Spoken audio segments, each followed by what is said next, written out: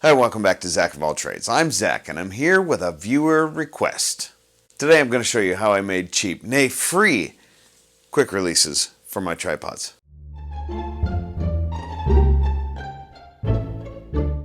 After my last video wherein I showed off my extravagant camera equipment, Chad, John, and Mephisto, all three asked me how I made the quick releases that I put on my tripods. To be honest, the way that I made the last three really wasn't presentable. In fact, not something I ever want to do again, because it involved my fingers being way closer to a table saw blade than I ever wanted them to be, or truthfully ever want them to be again. So I've had to cook up a new way that's a little bit more of a reasonable man way to do it. First, the material that I used, and why I can call this a free project, for me anyway. This is what I've got. This is about, I don't know, 3 foot by 3 foot of 1/4 inch plexiglass. It's got a hole in it because what it was a desktop protector on an office desk that got broken and somebody was throwing it out.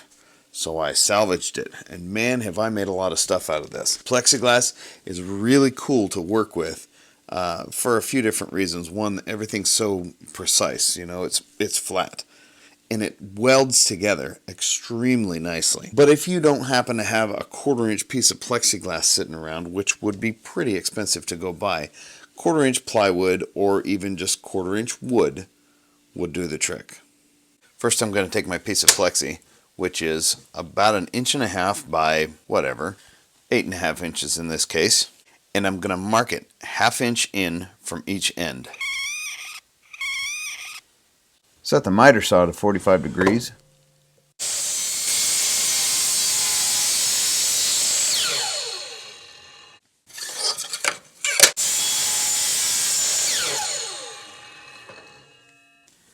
Friends, I'm sorry to say it, that's not gonna work. The blade on my saw is too low of a tooth count, and it's chipping out this plexiglass. If you're using wood, this would probably be okay. Plan C.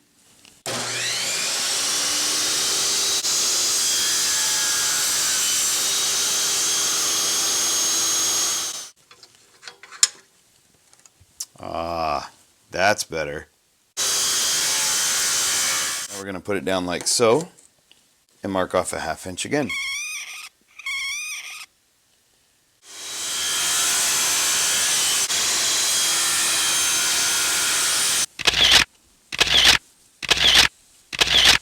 Now with the spacing big enough to accommodate this screw head, we're going to set these guys apart.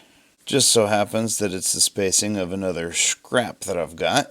With that positioned, measure.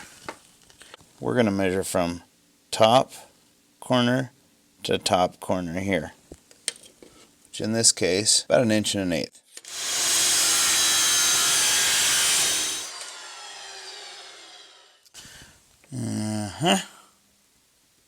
Beautiful. Now round yourself up some acetone or some cyanoacrylate glue. What do you mean you don't have cyanoacrylate glue? Sure you do. Super glue.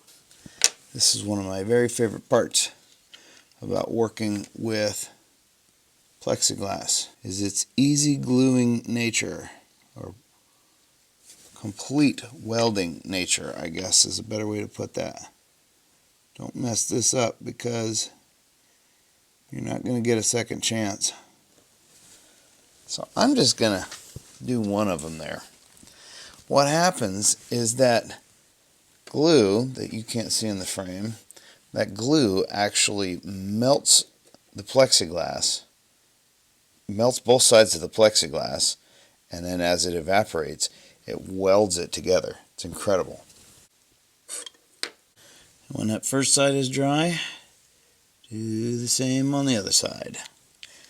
You want to be really careful not to do this while both sides are wet. I mean, you can do it, but it's treacherous because you run the risk of gluing your spacer in there like I am nearly doing right now. Ooh, that was close. There we go. There's that piece. Looks a little bit different than this one. That's because, well, I'm not getting my fingers nearly as close to the saw blade, remember? And now with your remaining piece and your last two of these guys, I'm going to glue one on here, small side down. I use this guy as a spacer and glue down the next one.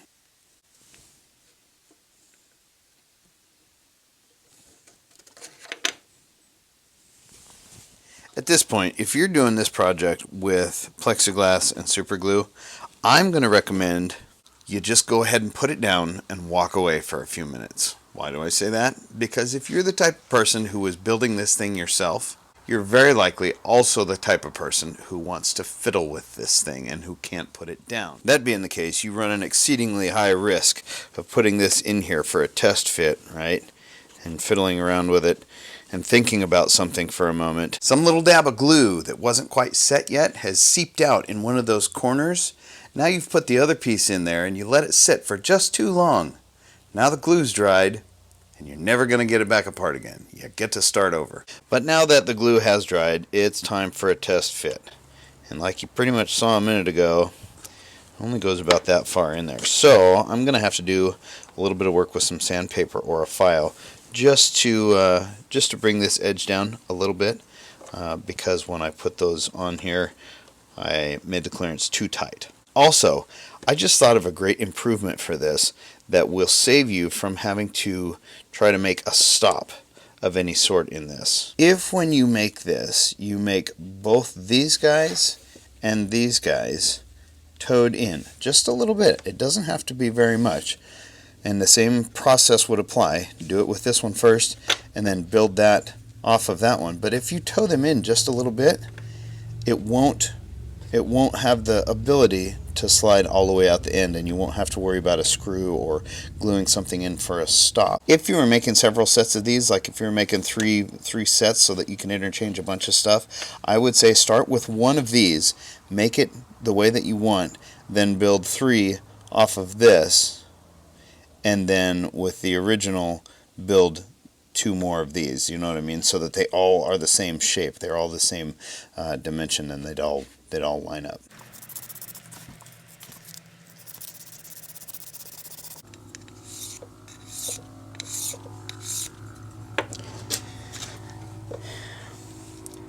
Someday I'm going to live out in the woods where I won't be able to hear all the motorcycles going by all day long.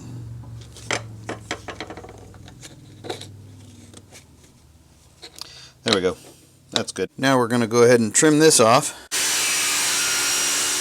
Now we're going to drill some holes. We're going to start out with a 13/64 bit, and we're going to drill clear through both pieces right in the center. Please wear gloves when you're doing this, especially if you're using plexiglass. The corners of this stuff are quite sharp. We're going to pull that out, and we're going to drill straight down into this guy, right about at the seam. I'm going to drill right into where that split is, about in the middle. And again, gloves. High possibility that this is going to try to spin. What we want to do is drill just into that split. Like so. Focus, huh? And now we'll change it out for a 1/4 inch bit, and we're going to drill out only this piece.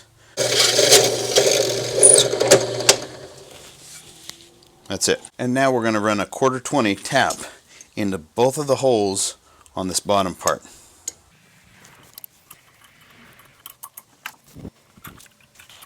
And there you have it. The bottom piece is threaded in both spots.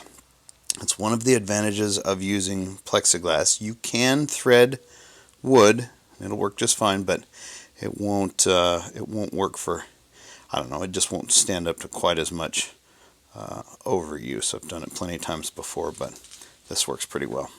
So now you can thread this guy right onto the top of your tripod, and then your 1/4-20 right here.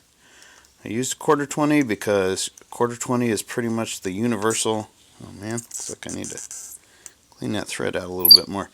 1/4-20 is pretty much universal, or it seems to be anyway, for camera equipment, accessories, whatnot. Clean those threads out a little here.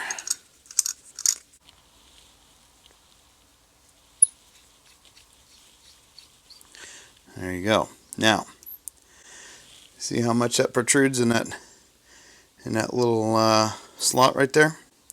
That's all that it needs to do. Because with this piece in, all it needs to do is make contact with that, and it won't come off. Then your 1/4-20 bolt for your camera, or for your camera mount rather, goes right up through that. That's why we drilled that out to a 1/4 inch, because it won't restrict the threads. The threads will go right through there with your 1/4-20s. A quick side note, I mentioned earlier about using acetone to glue this stuff together. I read that that was an effective method. Well, I tried it. I got some acetone, and I had to leave this stuff sit for hours in the acetone before it started to kind of melt it down, to kind of break it down, to glue it together. So I'm going to say, I don't know, somebody's going to disagree, but the best way that I know to permanently bond plexiglass to plexiglass is super glue. So that's how I made my quick releases on a budget of no dollars, and that's also how you weld plexiglass. I will say again, I mentioned it before, but if you're going to be working with plexiglass, please do yourself a favor and break the edges. When you cut the parts, take a piece of sandpaper or a file or something and go over the edges and the corners, because this stuff holds a really nice sharp edge, and it's really easy to cut up, tear up your hands and your fingers while you're working with this stuff. So I hope that you enjoyed this. I'm sorry it got a little long-winded. I know somebody's probably going to make that comment. I've heard a lot of them lately, but what can I say? That's kind of my style. Thank you for watching. I really appreciate all of your time, and I look forward to seeing you again real soon. Take care.